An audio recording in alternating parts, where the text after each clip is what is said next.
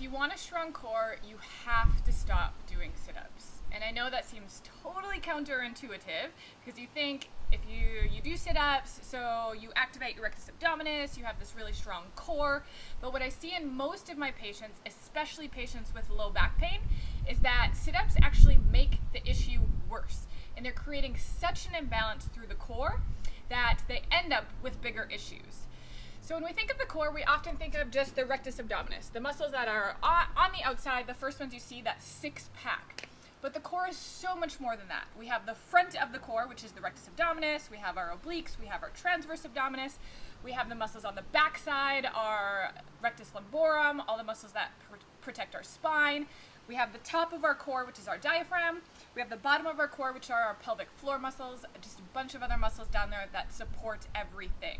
So when we think of core strength, we need both stability through strength training and mobility. You have to be able to move. The problem with society right now, in general, is that we spend most of our time sitting. So our core is already in this flexed position. We sleep like this, we sit like this, we commute like this, we're always in that flexed position. If all you do for core are sit-ups, you're actually just continuously doing that flexed position and making your issues worse. And sit-ups, actually, as much as they make your rectus abdominis a little bit thicker, so you might see the quote-unquote six-pack, the sit-ups don't necessarily give you that six-pack. That's what your diet does. So when we're talking about core strength, we're actually talking about how your entire core functions together. So I'm going to give you better ways to improve your core mobility and your core strength so you actually have a stable core. You'll be more functional. Your chance of low back pain will be much less. So first and foremost, I want to start with mobility. How do you move in general? If you can move well, chances are we can start stabilizing the core. But we want to make sure it's moving well before we start stabilizing it and creating a strong core. So first off, can you touch your toes? Can you touch your toes with no pain, no discomfort? You maybe have some tightness, but we need to be able to lean forward with minimal issue. If we're really tight or can't touch our toes, that tells us we have dysfunction on the back side of our core, or we have too much tightness through our legs. And if that's the case, it's going to be pulling on our pelvis, it might be pulling on our spine, and you already have dysfunction through the core. So we can touch our toes. Can you lean back? And I don't really care how far you can lean back, but can you go back without too much discomfort on the back side? Can you lean to the side? Can you lean to the other side? Can you rotate? And you should be able to do those movements with minimal pain or discomfort, or we continue to do those until you don't have pain and discomfort. Because if we're doing sit-ups or strengthening the core and we already have pain in those ranges of motion, then we're starting off with an issue and we're creating a worse issue than from what you already have. Now I have two more mobility movements that we need to do, and we're going to get on the ground for those. From here, we're going to do cat and cow. So what that is just moving your spine into full extension and to full flexion. So this is cow, so our belly drops, we have that big curve through our low back, and then when we bring our back up, this is cat. Big arched spine, like a scary Halloween cat. So we should be able to do that motion with minimal pain or discomfort.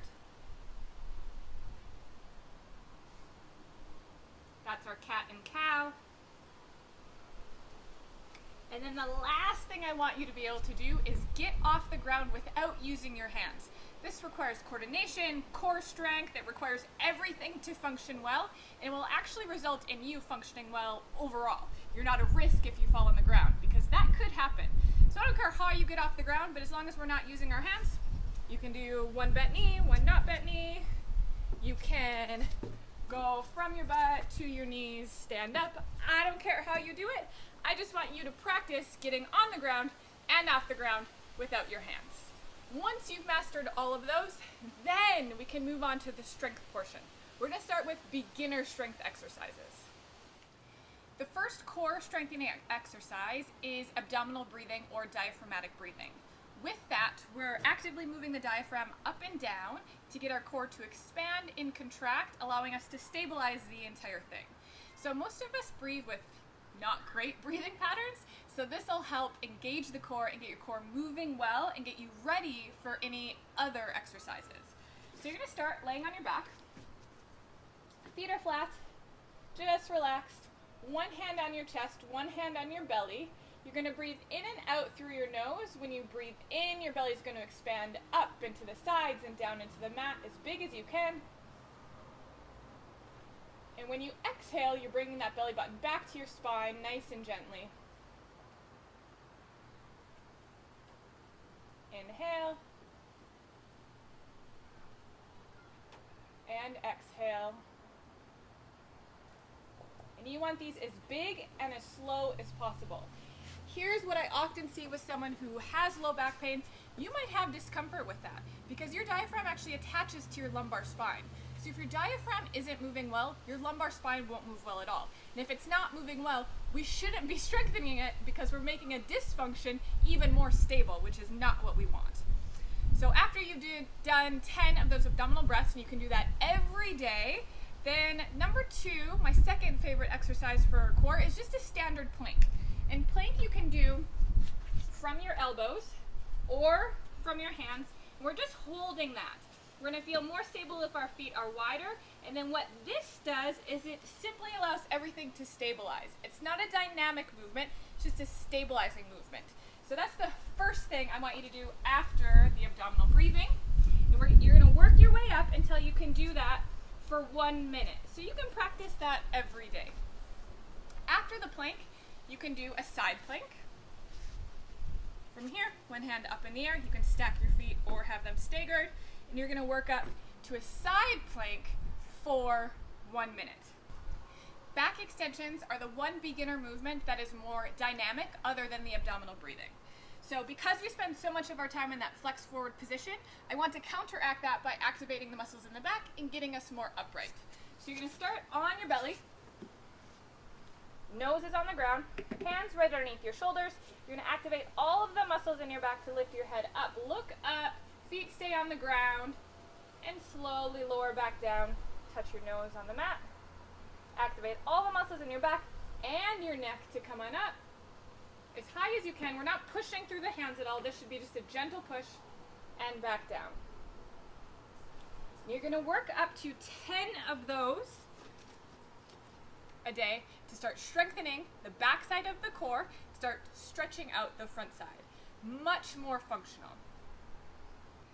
Then, once those feel really good, then we can start moving into a more functional movement. So those are our functional progressions. I'm actually going to put a link below with the functional progressions. I absolutely love them. It's how humans were designed to move. So that's going to be your next step. You're going to do those until you can do them without any pain. After you can do those beginner movements, then we move on to the intermediate movements. Our intermediate exercises add on weight or more movement, so we're using the core in a more functional capacity. So a few of my favorites are a standing twist with a dumbbell. So you hold that dumbbell right in front of you and you rotate slow and controlled as far as you can to one side and as far as you can to the other. So this practices our rotational movement. So when we turn and reach something, we don't end up injuring our low back. Another one we can do is a side bend. So the weight goes in our side, our other hand behind our head. We go as low as we can to one side and we come on up. And as you can see with this doesn't activate just the front of my core. Using the side, you're using the back, you're moving. So this mimics if we lean over to pick something up, pull it up sideways, we have strength in that capacity. And you're also going to do the other way. The lateral side bend. Another one of my favorites, but not everyone's favorite, is an inchworm. So you start standing up, you bring your hands down to the ground, so that requires flexibility and mobility. You walk out, so it's dynamic. You get into that high plank position, so we have the stability standpoint, and then you walk your feet up, and you stand on up. We're using the back of the core to stand up. From here, we can either reach overhead, we can rotate from side to side. We are stabilizing and strengthening that core in plenty of modes with the inchworm, which is why I love it so much.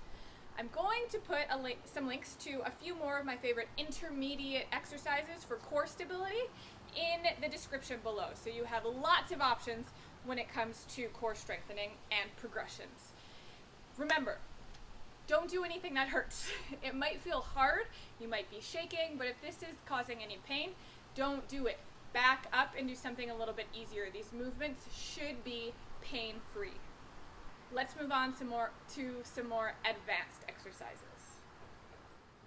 At the end of the day, any kind of exercise you're doing, if you're doing it correctly, is probably a core exercise. It's hard to move your arms and your legs without your core stabilizing. So when you're exercising, always think about keeping that core stable and strong and your spine in a neutral position, and you will get a core workout out of it. Here's a few of my favorite ones, and they include the kettlebell. I love the kettlebell as a core workout because you usually just use one arm, and just using one limb requires the core to stabilize extra hard. So we're going to start with a windmill. So that's bringing that kettlebell up overhead. You're going to start facing forward. You're going to look up at your kettlebell. You're going to rotate your core. You're going to use your opposite hand to come down, touch your foot, and then slowly come on up and rotate forward. So we're rotating through the core, we're stabilizing the core, we're even stabilizing the shoulder with the kettlebell windmill. Next, we're going to do single arm kettlebell swings. So you're going to grab that kettlebell, you're keeping your chest up, you're going to keep the kettlebell tight to your body, pop it up, and you're alternating the arms. So this requires my core to stabilize itself and to use the momentum to get it going. The thing about kettlebell swings is if you have a weak low back, you will feel it right away with this. This will bring out all of the deficits. And if that is happening, we need to back up. We need to go back to the intermediate exercises or the beginner exercises, even just abdominal breathing, or even the mobility piece. Because if our muscles, like we said earlier, the muscles on our backside are too tight, which they often are with sitting for a long period of time, it's going to pull our pelvis down, it's going to put our low back at risk of getting injured, and again, it's going to create, if we're sitting a lot, it's creating tightness in the front side, and we have too much imbalance between mobility and strength. Okay, last but not least is our single leg deadlift. And I like it with just weight in one side. You're balancing on one leg. This alone requires tons of core stability. You're coming down, tapping that weight on the ground, using your legs and your core to stay tight to stand on up and come all the way through. There's some rotation here, there's strength here, there's balance here. This is all important for core stability. That's a single leg deadlift. All right, of course, these aren't all the core exercises under the sun, but these are some of my favorite ones.